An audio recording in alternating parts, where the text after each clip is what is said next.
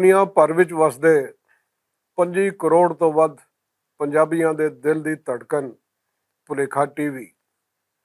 ਤੁਹਾਡਾ ਮਨਪਸੰਦ ਟੀਵੀ ਭੁਲੇਖਾ ਟੀਵੀ ਤੇ ਉਸ ਭੁਲੇਖੇ ਟੀਵੀ ਵੱਲੋਂ ਜੋ ਭੁਲੇਖਾ ਨਹੀਂ ਪਾਉਂਦਾ ਰਾਹ ਪਾਉਂਦਾ ਹੈ। ਭੁਲੇਖਾ ਟੀਵੀ ਦਾ ਪ੍ਰੋਗਰਾਮ ਗੱਲਬਾਤ ਲੈ ਕੇ ਤੁਹਾਡੀ ਸੇਵਾ ਵਿੱਚ ਹਾਜ਼ਰ ਤੁਹਾਡਾ ਸੇਵਕ। ਯਾਰ ਕਈ ਸਾਰੀਆਂ ਗੱਲਾਂ ਨੇ, ਢੇਰ ਸਾਰੀਆਂ ਗੱਲਾਂ ਨੇ। ਹੁਣ ਤੁਸੀਂ ਦੱਸੋ ਤੁਹਾਨੂੰ ਸਾਲਟਿਸ਼ ਡਿਸ਼ ਪਸੰਦ ਹੈ ਜਾਂ ਮਿੱਠੀ? ਕਿਉਂਕਿ ਉਹਨਾਂ ਗੱਲਾਂ ਦਾ ਗਤਾਵਾ ਕਰਕੇ ਵੰਡ ਕਰਕੇ ਵੀ ਪੇਸ਼ ਕੀਤਾ ਜਾ ਸਕਦਾ ਹੈ ਤੇ ਉਹਨਾਂ ਗੱਲਾਂ ਦੀ ਘਿਓ ਵਾਲੀ ਸ਼ੱਕਰ ਵਾਲੀ ਚੂਰੀ ਵੀ ਕੁੱਟ ਕੇ ਤੁਹਾਡੇ ਅੱਗੇ ਪੇਸ਼ ਕੀਤੀ ਜਾ ਸਕਦੀ ਹੈ। ਤੁਹਾਡਾ ਮਿਜ਼ਾਜ ਹੈ ਮਿੱਠੀ ਖਾਣੀ ਹੈ ਫਿੱਕੀ ਖਾਣੀ ਹੈ, ਤੁਹਾਡੇ ਤੇ ਸੁੱਟਿਆ। ਮੈਂ ਤਾਂ ਸਿਰਫ ਇੰਨਾ ਜਾਣਨਾ ਵਾਂ ਕਿ ਖੋਤਾ, ਊਠ, ਬੱਕਰੀ ਤੇ ਚੌਥਾ ਗੱਡੀਵਾਨ ਇਹ ਕਦੀ ਵੀ ਨਹੀਂ ਮੰਗਦੇ, ਭਾਵੇਂ ਡੁੱਬੇ ਕੁੱਲ ਜਹਾਨ। ਇਸ ਲਈ ਕਿ ਹਰ ਬੰਦਾ, ਹਰ ਜਨੌਰ ਆਪਣੀ ਡਾਂਗ ਦੇ ਨਾਲ ਸ਼ਵਾਂ ਨੂੰ ਮਿਣਦਾ ਹੈ, ਕੱਛਦਾ ਹੈ। ਹਰ ਬੰਦੇ ਕੋਲ ਇੱਕ ਆਪਣਾ ਮਿਆਰ ਹੈ, ਉਹਦੇ ਮੁਤਾਬਕ ਗੱਲਾਂ ਨੂੰ ਉਹ ਨਾਪ ਤੋਲ ਕਰਦਾ ਹੈ, ਉਸਨੂੰ ਕੀ ਕਹਿੰਦੇ ਨੇ, ਉਸਨੂੰ ਕਿ ਮਿਣਦਾ ਹੈ। ਮੈਂ ਗਿਆ ਮੰਡੀ, ਮੈਂ ਕਿਹਾ ਯਾਰ ਵੱਡੀ ਈਦ ਹੈ, ਕੁਰਬਾਨੀ ਦੀ ਈਦ ਹੈ, ਤੇ ਜੇ ਭੇਡੂ ਨਹੀਂ ਖਰੀਦ ਸਕਦੇ ਕਮ ਸੇ ਕਮ ਭੇਡੂ ਦੀ ਫੋਟੋ ਖਿੱਚ ਕੇ ਤੇ ਆ ਸਕਨੇ ਆ, ਤਾਂ ਕਿ ਘਰ ਵਿੱਚ ਲਾਗੇ ਆਉਂਦਿਆਂ ਜਾਂਦਿਆਂ ਲੋਕਾਂ ਦੀ ਨਜ਼ਰ ਪਵੇ ਕਿ ਅੱਛਾ ਤੇ ਇਹ ਉਹ ਭੇਡੂ ਹੈ ਜਿਹੜਾ ਕੁਰਬਾਨ ਹੋਣਾ ਸੀ, ਪਰ ਕੁਰਬਾਨ ਹੁੰਦਿਆਂ ਬਾਲ ਬਚ ਗਿਆ। ਔਰ ਉਹਦੀ ਕਿਸਮਤ ਚੰਗੀ ਹੈ ਕਿ ਬਜਟ ਤੋਂ ਬਾਅਦ ਦੀ ਈਦ ਵਿੱਚ ਬਚ ਗਿਆ। ਅਗਲੇ ਬਜਟ ਤਾਈਂ ਉਹ ਬਚਦਾ ਹੈ ਜਾਂ ਨਹੀਂ ਬਚਦਾ ਭੇਡੂ ਤੇ ਭੇਡੂ ਲੈਣ ਵਾਲਾ, ਇਹ ਵੱਖਰੀ ਗੱਲ ਹੈ।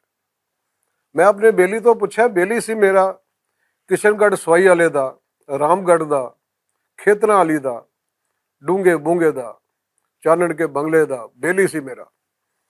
ਅਸੀਂ ਉੱਥੇ ਚਾਹ ਦੇ ਖੋਖੇ ਤੇ ਬਹਿ ਕੇ ਮੁਜ਼ਾਕਰਾਤ ਸ਼ੁਰੂ ਕੀਤੇ, ਪੁਰਾਣੀਆਂ ਗੱਲਾਂ ਚੇਤੇ ਕੀਤੀਆਂ, ਪੁਰਾਣਾ ਸਮੇਂ ਚੇਤੇ ਕੀਤਾ ਜਿਹੜਾ ਕਿ ਵਾਕਈ ਬੜਾ ਇੱਕ ਗਲੈਮਰ ਰੱਖਦਾ। ਫਿਰ ਅਸੀਂ ਅੱਜ ਕੱਲ੍ਹ ਦੇ ਹਾਲਾਤ ਨੂੰ, ਵਾਕਿਆਤ ਨੂੰ, ਗੱਲਾਂ ਨੂੰ, ਜਿੰਨੀ ਕੁ ਉਹਨਾਂ ਦੀ ਕਲਾਸ ਲੈ ਸਕਦੇ ਸੀ ਅਸੀਂ ਪੂਰੀ ਕਲਾਸ ਲਿੱਤੀ, ਜਿਵੇਂ ਕੱਚੀ ਪੱਕੀ ਤੋਂ ਲੈ ਕੇ ਪ੍ਰਾਇਮਰੀ ਤੱਕ ਦੀ ਕਲਾਸ ਲਈ ਦੀ ਹੈ। ਮੈਂ ਉਸ ਤੋਂ ਪੁੱਛਿਆ ਯਾਰ ਕਿੰਨੇ ਬੱਚੇ ਹੋ ਗਏ? ਉਹਨੇ ਇੱਕ ਠੰਡਾ ਸਾਹ ਭਰਿਆ, ਐਂ ਲੱਗਿਆ ਜਿਵੇਂ ਖੋਕਾ ਵੀ ਬਰਫ਼ ਦੇ ਵਿੱਚ ਠਰ ਗਿਆ। ਉਹ ਗਰਮਾ ਗਰਮ ਚਾਹ ਦਾ ਪਿਆਲੇ, ਇੱਕ ਪਿਆਲਾ ਮੇਰੇ ਅੱਗੇ, ਇੱਕ ਪਿਆਲਾ ਉਹਦੇ ਅੱਗੇ, ਵਿੱਚੋਂ ਭਾਵ ਨਿਕਲ ਰਹੀ ਸੀ, ਉਹ ਵੀ ਠੰਡੀ ਹੋ ਗਈ ਹੈ, ਭਾਵ ਖਤਮ ਹੋ ਗਈ। ਮੈਂ ਸਮਝ ਗਿਆ ਕਿ ਯਾਰ ਮੇਰਾ ਬੜਾ ਅਫਸਰਦਾ ਹੈ, ਬੜਾ ਦੁਖੀ ਹੈ। ਮੈਂ ਗਲਤੀ ਕਰ ਬੈਠਾ ਕਿ ਇਹਦੇ ਕਿੰਨੇ ਬੱਚੇ ਨੇ? ਉਹ ਕਹਿੰਦਾ ਯਾਰ 7 ਸਨ, ਬਾਕੀ 3 ਰਹਿ ਗਏ। ਮੈਨੂੰ ਬੜਾ ਦੁੱਖ ਹੋਇਆ। ਮੈਂ ਕਿਹਾ ਦੇਖੋ ਯਾਰ, ਜਨੇ ਦੀ ਉਮਰ ਵੇਖੋ ਤੇ 4 ਬਾਲ ਵਿਚਾਰੇ ਦੇ ਫੌਤ ਹੋ ਗਏ ਨੇ। ਮੈਂ ਕਿਹਾ ਯਾਰ ਹੁਣ ਕੀ ਹੋ ਸਕਦਾ, ਅੱਲਾ ਦੀ ਰਜ਼ਾ, ਉਹਦਾ ਮਾਲ ਸੀ ਉਹਦੇ ਕੋਲ ਗਿਆ, ਹੁਣ ਕੀ ਦੁੱਖ ਕਰਨਾ, ਕਿਵੇਂ ਫੌਤ ਹੋਏ? ਕਹਿੰਦਾ ਯਾਰ ਜਿਹੜੇ 3 ਹਯਾਤ ਨੇ ਉਹਨਾਂ ਦਾ ਮੈਨੂੰ ਕੋਈ ਨਹੀਂ ਪਤਾ ਕਿ ਉਹਨਾਂ ਚੋਂ ਵਾਹਿਆਤ ਕਿੰਨੇ ਨੇ। ਜਿਹੜੇ 4 ਬੱਚੇ ਸਮਝੋ ਕਿ ਡਿਸਪੀਅਰ ਹੋ ਗਏ, ਮੇਰੇ ਨਹੀਂ ਰਹੇ, ਬਾਕੀ 3 ਰਹਿ ਗਏ 7 ਵਿੱਚੋਂ। ਉਹਨਾਂ 4 ਦੇ ਵਿੱਚੋਂ 3 ਦਾ ਹੋ ਗਿਆ ਵਿਆਹ, ਉਹ ਘਰੋਂ ਘਰੀ ਤੇ ਯਾਰ ਹੋਰੀ ਵਿਹਲੇ। ਚੌਥਾ ਬੱਚਾ ਫਨਕਾਰ ਬਣ ਗਿਆ ਤੇ ਫਿਰ ਯਾਰ ਹੋਰੀ ਵਿਹਲੇ, ਤੇ 7 ਚੋਂ ਰਹਿ ਗਏ 3 ਜਵਾਕ, 3 ਹਯਾਤ, ਜਿਹੜੇ ਕਿ ਪਤਾ ਨਹੀਂ ਉਹਨਾਂ ਦੇ ਵਿੱਚੋਂ ਕਿਹੜਾ ਵਾਹਿਆਤ ਹੈ, ਜਿਹੜਾ ਹਯਾਤ ਹੈ ਤੇ ਕਿਹੜਾ ਨਹੀਂ। ਅਸਲ 'ਚ ਹਰ ਬੰਦਾ ਹਰ ਗੱਲ ਨੂੰ ਆਪਣੇ ਗਜ਼ ਨਾਲ ਨਾਪਦਾ ਹੈ। ਤੇ ਸਾਡੇ ਰੰਗੇ ਗਜ਼ ਮਿਲੇ ਨਾ ਮਿਲੇ, ਕਦੀ ਸੈਂਟੀਮੀਟਰਾਂ ਨਾਲ ਮਾਪ ਲਓ, ਕਦੀ ਗਿੱਠਾਂ ਨਾਲ ਮਾਪ ਲਓ, ਕਦੀ ਮਾਪੀ ਜਾਓ ਤੇ ਮਾਪੀ ਜਾਓ।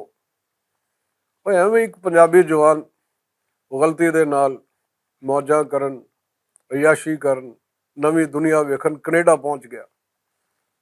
ਔਰ ਉਹ ਪੰਜਾਬੀ ਜਵਾਨ ਚੰਗਾ ਭਲਾ ਪੜ੍ਹਿਆ ਲਿਖਿਆ, ਅੰਗੂਠਾ ਟੇਕ ਆਪਣਾ ਨਾਂ ਲਿਖ ਸਕਦਾ ਸੀ।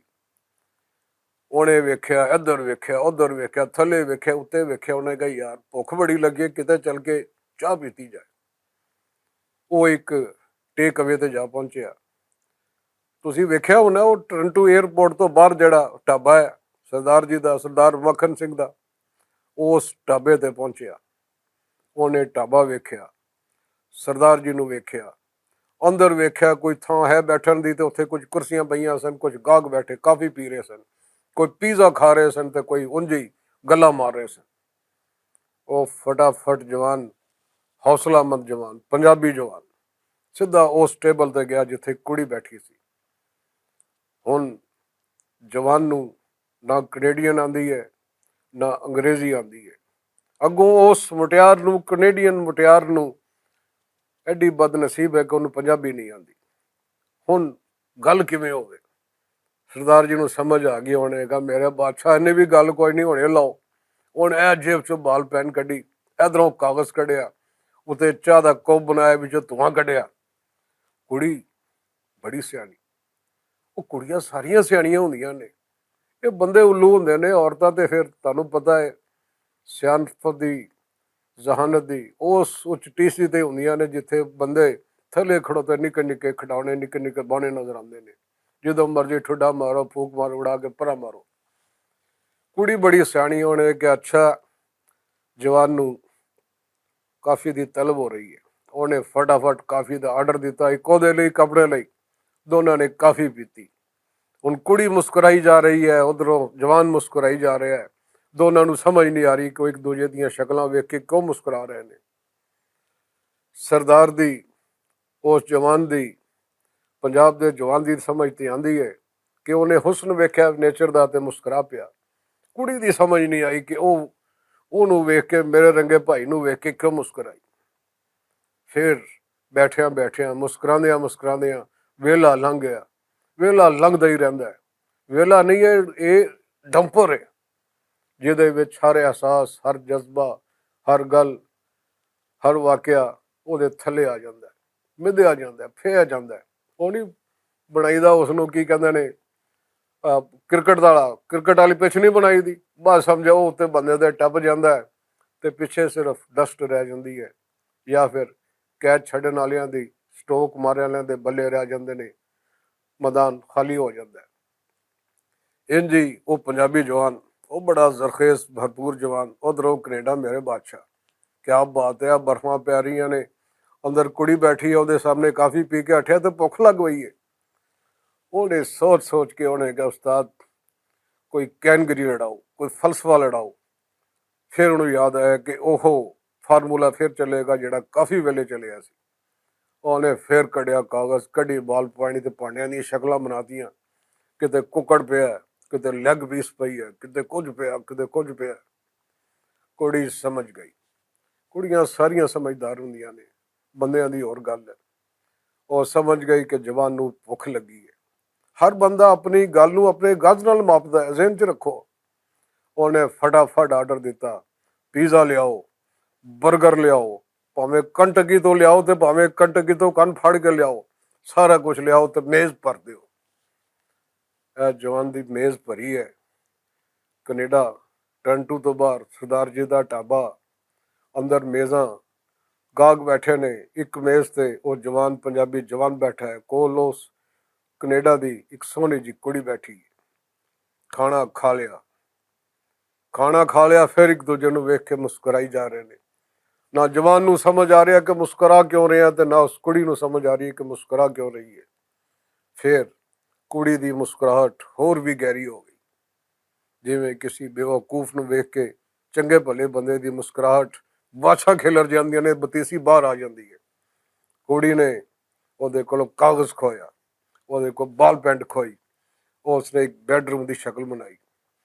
ਉਸ ਬੈਡਰੂਮ ਦੀ ਸ਼ਕਲ ਵਿੱਚ ਉਸਨੇ ਇੱਕ ਸਿੰਗਲ ਬੈੱਡ ਵਿਛਾਇਆ। ਉਹ ਵਿਖਾ ਕੇ, ਉਹ ਬਣਾ ਕੇ ਉਸਨੇ ਉਸ ਜਵਾਨ ਵੱਲ ਵੇਖਿਆ ਤੇ ਮੁਸਕਰਾਈ।